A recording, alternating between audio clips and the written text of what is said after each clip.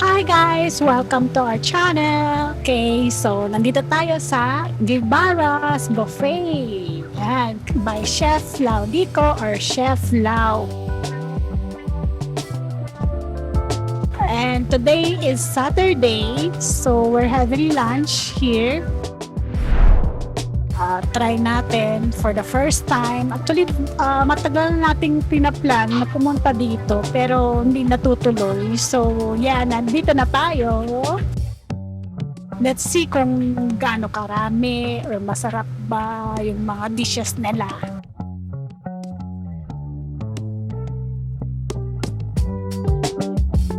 Let's go!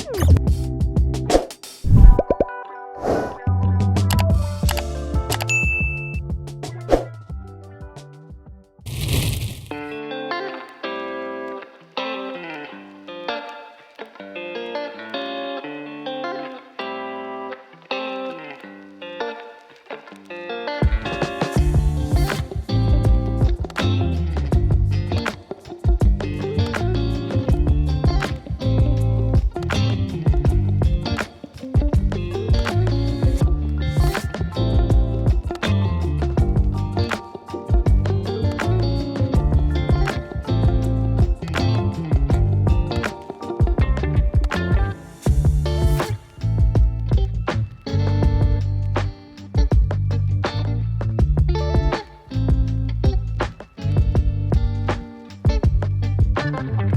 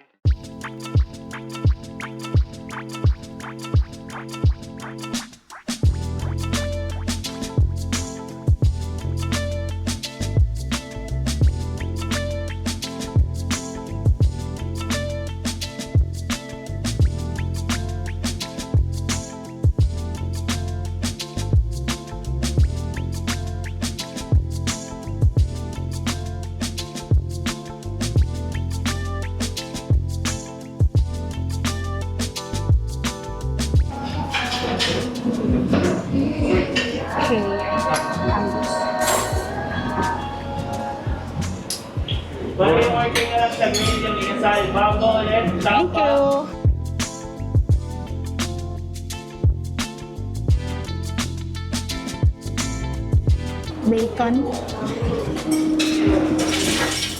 This one is rebosado camaron. Okay.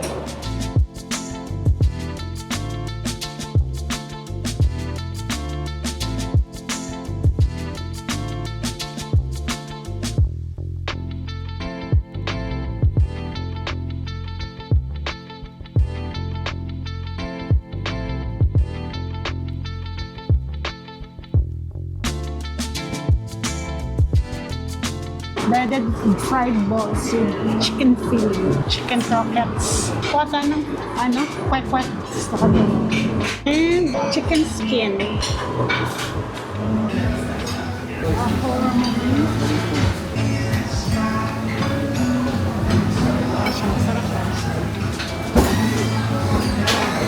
Potato. Caesar salad. This one is guava glazed honey peanut dressing. Baka matamis yung mga kunalan. Ganun siya.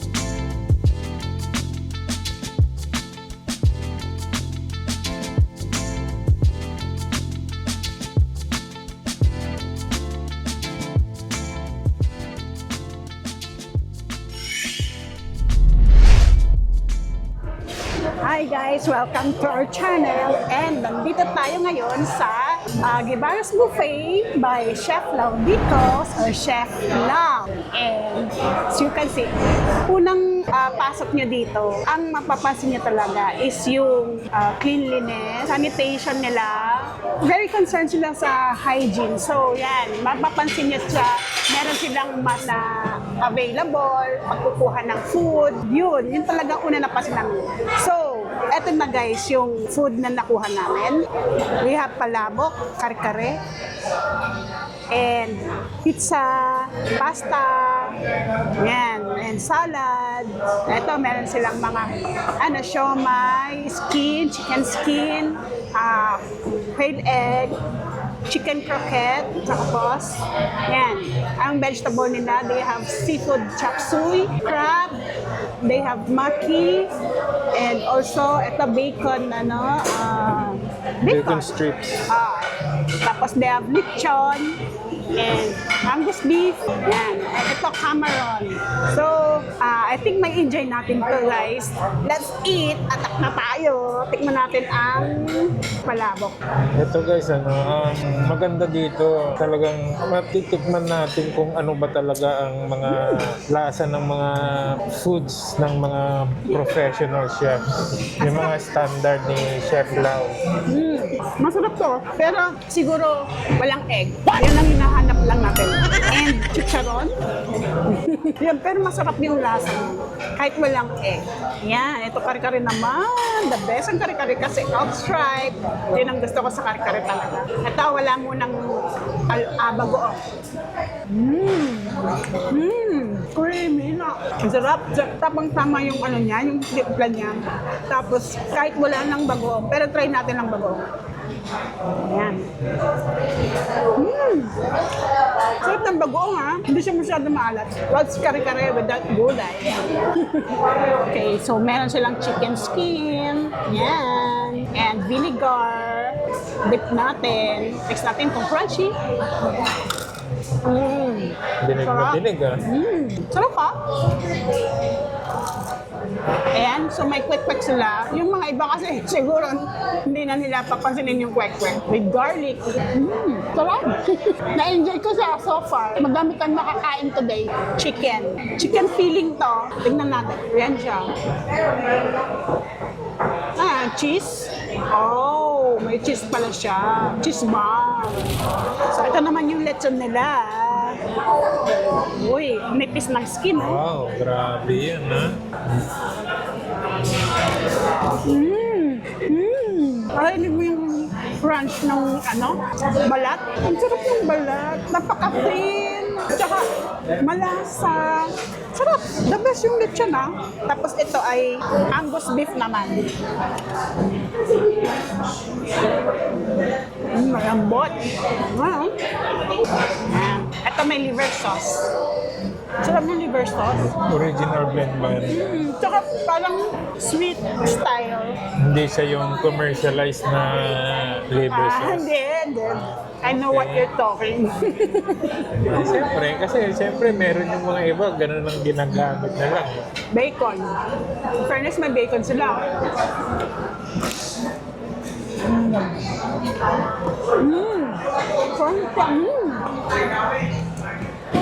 Grabe dilig na dilig. Parang chicharon. Kahit maingay na, naririnig ko eh. Cameron. Rebosado. Ito may dip sila. Sweet chili. Ganito palang Cameron rebosado. Pero first time ko itong pakain. Masarap. Medyo sweet yung nasa feeling. So, meron din silang pasta, penny. Actually, kinuha ko yung may cheese sa Ayan. Ito, medyo matamis. And mas gusto ko yung yung may pagka-sour. Ito, very sweet. Parang Filipino style.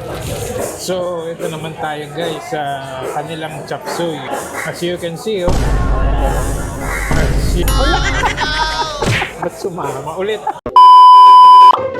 Dito naman tayo guys sa kanilang chop suey. As you can see, tingnan nyo. Yung mga vegetable nila talagang makikita mong hindi siya ganun ka-overcooked. Taste natin yung lasa ng chop suey nila. Grabe sarap.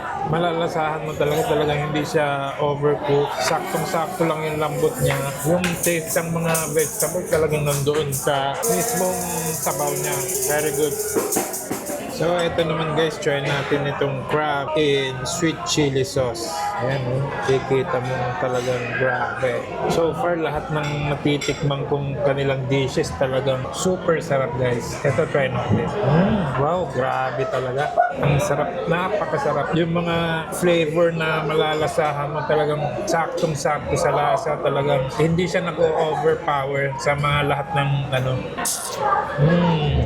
yummy.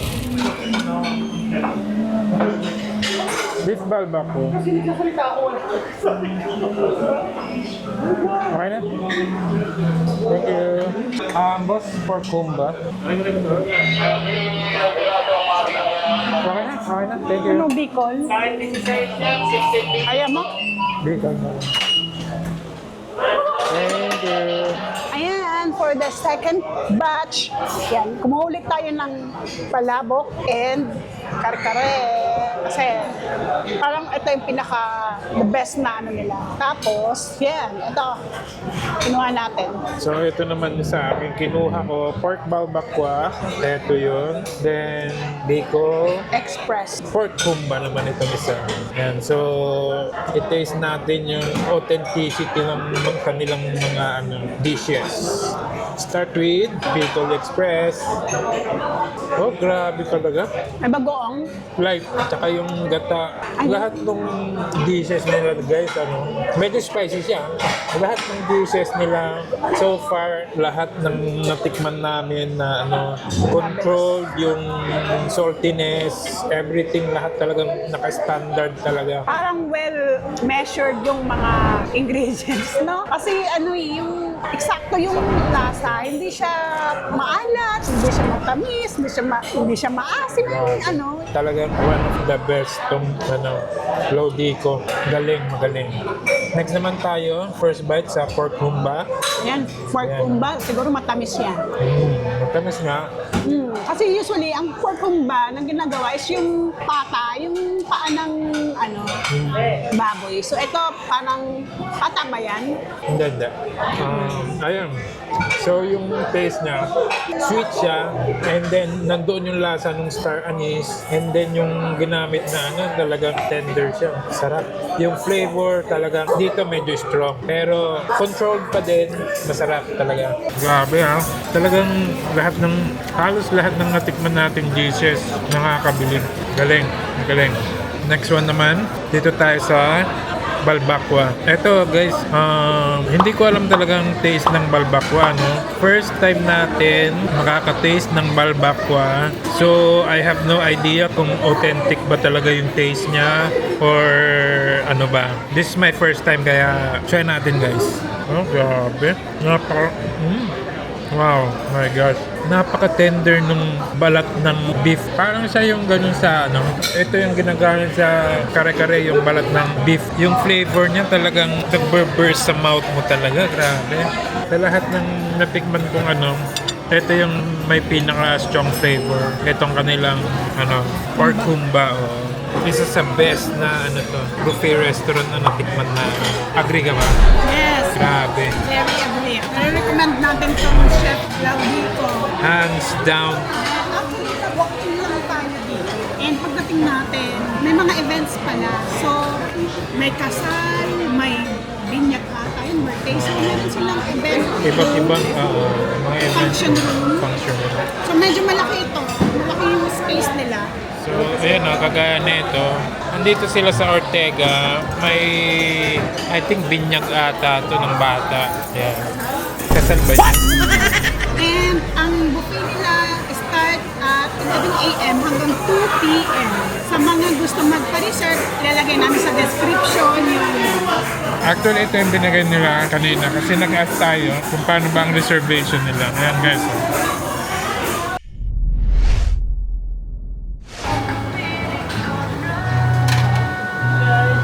Banana fish shacks, layers of creamy with banana, toffee, and whipped cream in a bite-sized treat.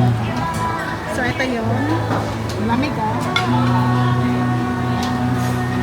apple muffin pudding, soft and moist muffins with fresh apple chunks and spices. Vanilla cupcake, moist and fluffy vanilla cupcake. Stay pa sa sapin. Kasi ba, sapin-sapin, dalawa na yan. Leche flan. One. Uy, kaya mo yan, ha? Kaya ko to. Pero halo plate nila. Ito yema. Kasi yema. Uy, sure ka maubos mo yan, ha? Dami na yan. Maubos ko to. Oh, may chocolate sila. Fairness. Mamaya, babalikan ko yan. Chinta, meron din. This one, I like this one. Maha. I want maha. Not maha. Maha blanca. Potato salad. Masarap to potato salad. Masarap. Medyo, ano siya, malapot yung dressing. Parang homemade yung dressing na Caesar salad. Napaka-impressive talaga yung mga food nila. Yung salad nila, the best din. At saka yung potato salad. In fairness, masarap talaga the best. Na-impress na ako. Charan! Ito na ang mga desserts. Ang dami.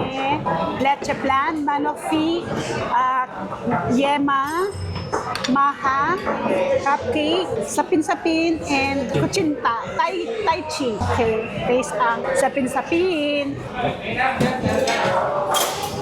Sumama na lahat. Okay. Yung sapin-sapin, gusto siya. Yung ang tawag dito yung malapot niya, ano mong fresh, yung bagong luto, yung manofi, banana ata. Oh, ganito pala. Sarap. Parang may chocolate siya. Sarap. So, taste natin yung difference. Yun kasi banoffee. Ito yung baked halo-halo. Halo-halo? Oh, baked halo-halo. Yan o. Alaska. So, halo-halo siya, pero hindi siya yung ice. Baked siya. Oh, ayun. Sarap. Yan o. Okay, ito naman ay leche flan. Feeling ko di siya matamis. Very light to. Kasi wala yung nasa... Syrup? Oo. Parang caramel ano niya. Okay na sila rin pala.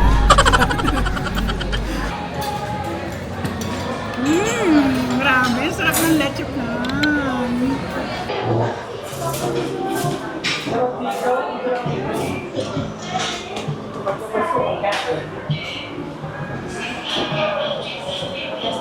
Panricotta.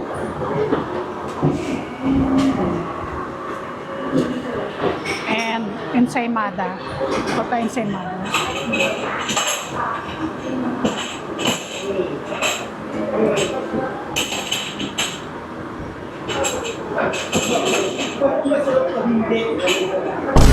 Huwag mong subukan. Masisira ang buhay mo. Tayo ng ice cream.